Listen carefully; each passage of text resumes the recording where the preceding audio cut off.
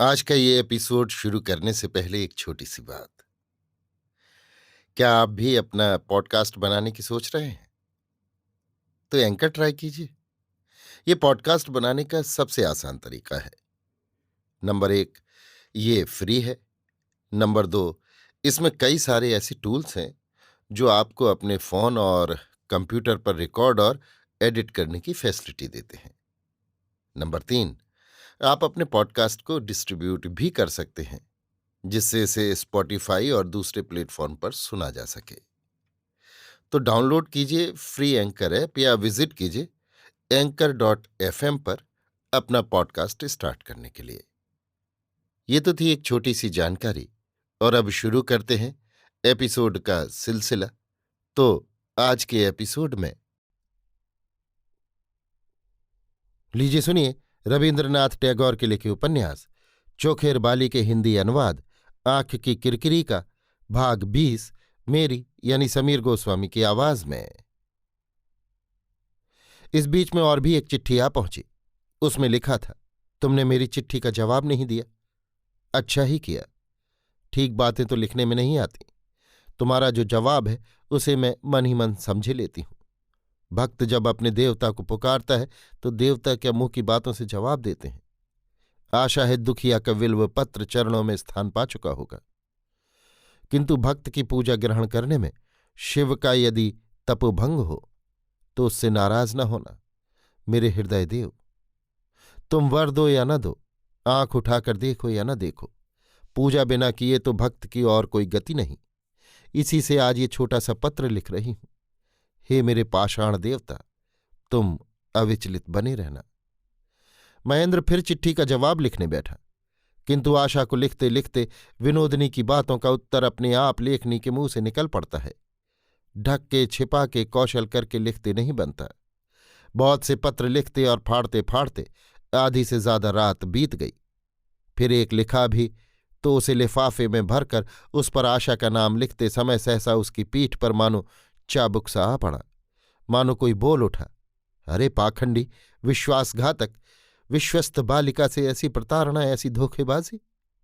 महेंद्र ने उस चिट्ठी के सैकड़ों टुकड़े कर डाले और बाकी की रात उसने टेबल पर अपने दोनों हाथ रखकर, उन पर अपना मुंह रखकर अपने आप को मानो अपनी दृष्टि से छिपाने की कोशिश में बिता दी। फिर तीसरा पत्र आया। अब की बार लिखा है, जो बिल्कुल ही रूठना नहीं जानता वो क्या प्यार करता है। अपने प्रेम को अगर मैं अनादर अपमान से बचाकर न रख सकी तो उस प्रेम को मैं तुम्हें दूंगी कैसे। तुम्हारे मन को शायद मैं ठीक से समझ नहीं सकी हूं, इसी से इतना साहस कर रही हूं। और इसी से जब कि तुम मुझे छोड़कर चले गए तब भी मैंने खुद आगे बढ़कर तुम्हें चिट्ठी लिखी, और जब कि तुम चुप थे तब भी मैं अपने मन की बात कहती गई। किंतु मैंने अगर तुम्हें गलत समझा हो तो क्या वो सिर्फ मेरा ही दोष है। एक बार शुरू से आखिर तक सब बातें सोच तो देखो। मैंने जो कुछ समझा था सो क्या तुम्ही ने नहीं समझाया। कुछ भी हो, गलत हो या सही, जो मैं लिख चुकी हूं वो मिटाया नहीं जा सकता। जो मैं दे चुकी हूं उसे वापस नहीं ले सकती। यही मेरा पछतावा है।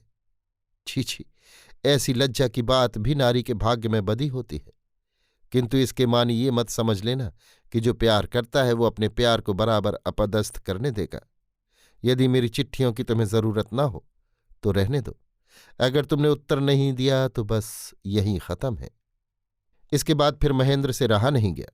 उसने सोचा, मैं आशा की चिट्ठियों से नाराज होकर ही घर लौट रहा हूं।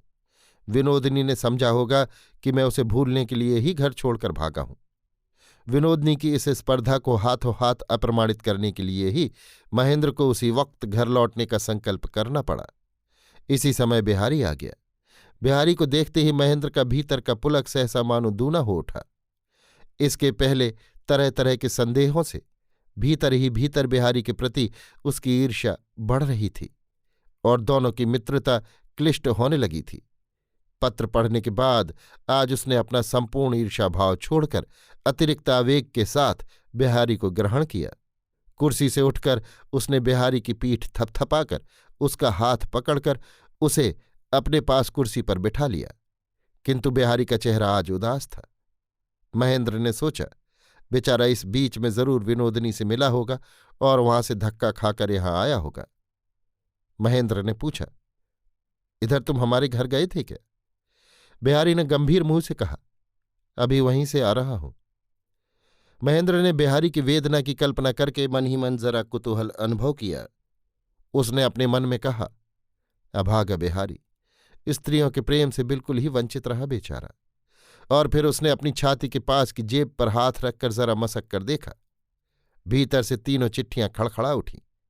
महेंद्र ने पूछा, कैसा देखा सबको?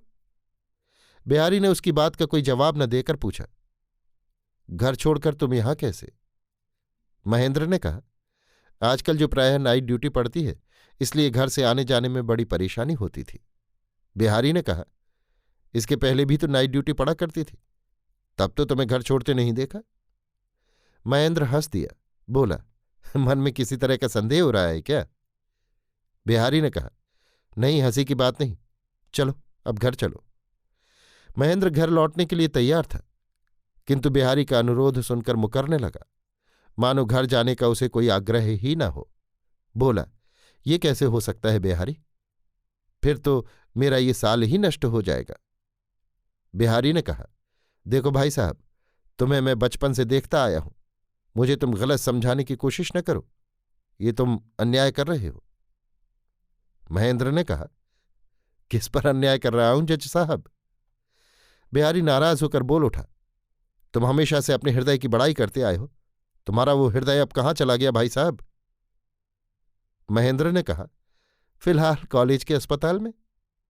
बिहारी ने कहा, बस अब रहने दो भाई साहब, रहने दो। तुम यहां मेरे साथ हंस हंस कर बातें कर रहे हो और आशा वहां चारों तरफ रोते रोते प्राण दिए दे रही है। आशा के रोने की बात सुनते ही महेंद्र के मन पर सहसा एक गहरी चोट पहुंची।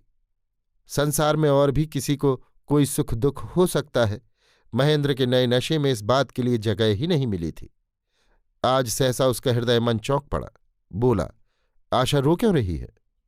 बिहारी ने झुंझलाकर कहा, ये बात तुम्हें नहीं मालूम, मुझे मालूम है। महेंद्र ने कहा, तुम्हारे भाई साहब सर्वज्ञ नहीं, इसके लिए गुस्सा होना हो तो उनके सृष्टिकर्ता पर होना चाहिए। बिहारी के इस प्रबल आवेग को देखकर महेंद्र को आश्चर्य हुआ। महेंद्र जानता था कि बिहारी के हृदय नाम की कोई बला नहीं, तो फिर उसे ये बीमारी कब से हो गई? जिस दिन कुमारी आशा को देखने गया था उसी दिन से क्या? बेचारा बिहारी। महेंद्र ने मन ही मन बिहारी से बेचारा जरूर कहा, किंतु उसे दुख का अनुभव नहीं हुआ, बल्कि कुछ मजा ही आया। आशा का मन एकांत रूप से किस तरफ है, इस बात को महेंद्र निश्चित जानता था। दूसरों के लिए जो कामना की वस्तु है, किंतु अधिकार के बाहर होने से मिल नहीं सकती, मेरे आगे उसने हमेशा के लिए अपने आप को समर्पण कर दिया है। इस बात का अनुभव करके मारे गर्व के वो फूला नहीं समाया। महेंद्र ने बिहारी से कहा, अच्छा चलो कोई बात नहीं, एक गाड़ी मंगवाओ। अभी आप सुन रहे थे रविन्द्रनाथ टैगोर के लिखे उपन्यास चोखेर बाली के हिंदी अनुवाद आंख की किरकिरी का भाग 20 मेरी यानी समीर गोस्वामी की आवाज में।